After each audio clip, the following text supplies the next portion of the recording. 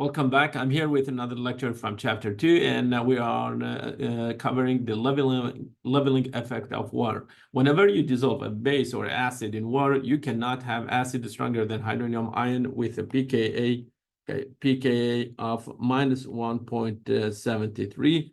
And if you are dissolving a base, your final base, the strongest base that you can have, it will be OH. So the strongest base, OH, and the strongest acid is going to be hydronium ion. Let's go back to a table that we covered during last lecture. This is a table. Okay, where is hydronium ion? Hydronium ion is going to be this one. Okay. Now, if you dissolve any acid that is high, it has pKa higher than hydronium ion, it will get transferred technically to hydronium ion. So anything from this region, if I dissolve, finally is going to get transferred to hydronium ion. Okay. And I should say to this one, to hydronium ion. And this is going to be the strongest acid that we can have in water. Okay. We call this effect, we call it the leveling effect. That means, like whether you're dealing with really, really strong base or really, really strong acid, at the end, OH or hydronium ion will be your bases, your base and acid inside water. Okay.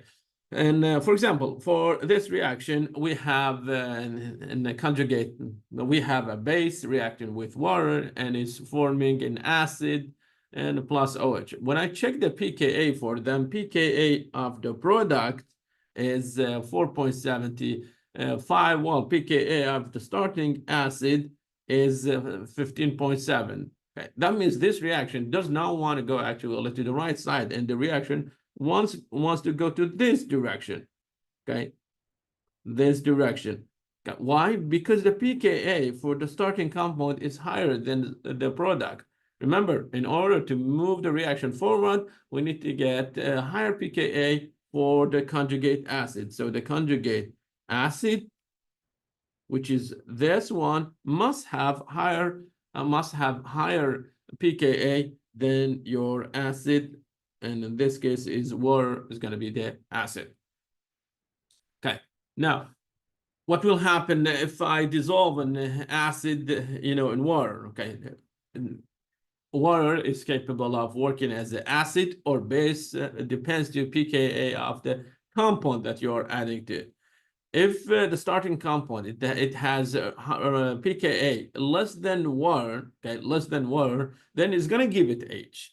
And so in this case, well, the acid that we started with, it has pKa of -9. This is going to be the acid, okay, and water will be the base. So I'm going to call this one, this is the base.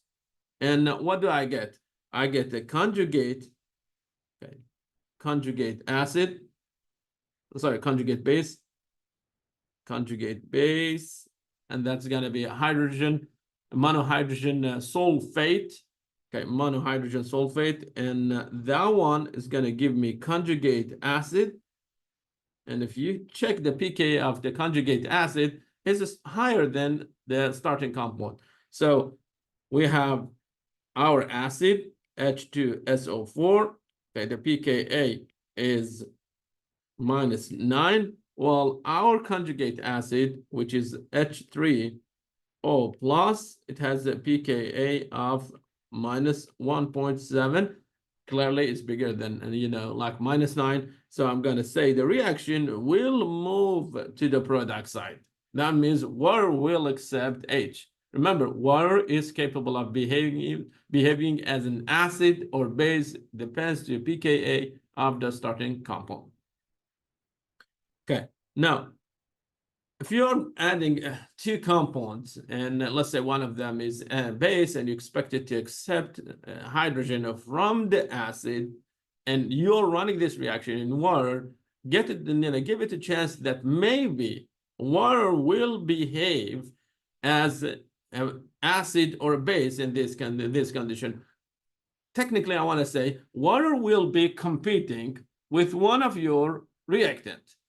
And you might get leveling effect. So I want to actually break this one down for you. Okay, so we have two components. Okay, two components. One component is this. Okay, I believe we have 5 carbons there. 1, 2, 3, 4, 5. Okay, and say we have that one. 1, 2, 3, 4. I go. Yes. Okay. So we have such a compound, and that compound, it has a triple bond. Okay, that means I'm gonna have an H bond here. Okay, H bond. Remember, you do have a carbon here, and we do show it in like in organic chemistry. Okay, so we have an H attached to that carbon. Okay, I'm gonna just simply say attach it there. Okay, next, I'm gonna react this one with the nitrogen that it has 2 methyl groups attached to it, and nitrogen is not active. So what do I need to do? Okay, nitrogen is missing 2 plus 2. Okay, it's missing 4 electrons. So I'm gonna add 2 lone pairs on nitrogen. Okay, let's figure the formal charge for nitrogen. If I draw a circle around nitrogen, nitrogen is a group 5. I see 6 electrons around it, so it will be -1. So nitrogen is -1. It has a charge of -1. Okay. Expectation is that nitrogen is going to go after this hydrogen, and it will take it. Okay. So you expect to get this.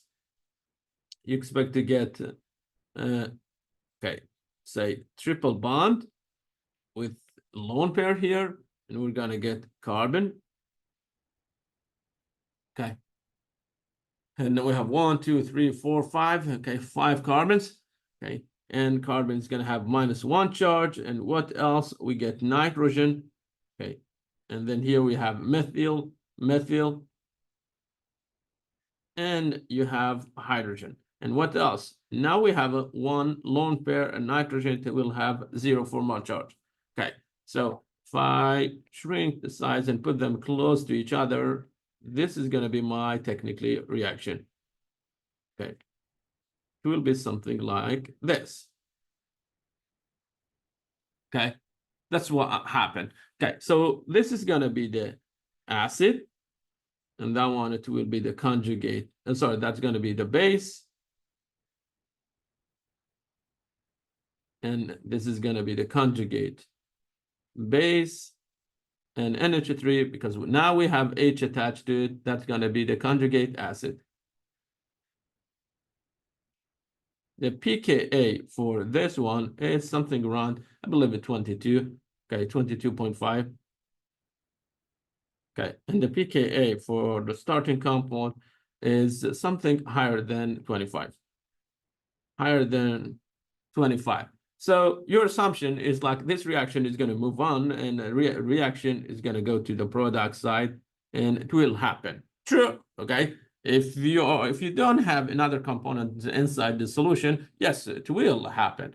But you forgot this. Okay. You forgot that nitrogen, yes, is looking for hydrogen, but why should we bother and go with this organic molecule and break such a weak acidic H?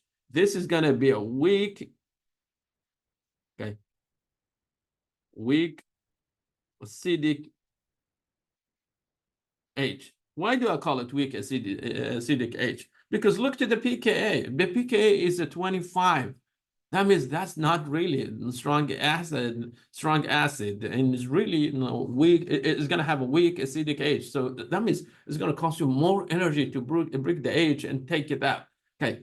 Is there any short wall to steal hydrogen from it? Okay. We have water.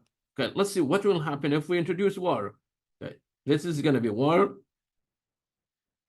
Okay. pKa of water is 15.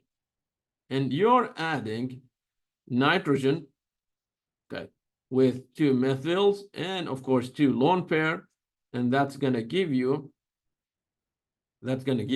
OH minus plus nitrogen with 2 methyls and 1 hydrogen. Okay, so now we have hydrogen, and of course we do have a lone pair on nitrogen. Okay, what's the pKa of the product?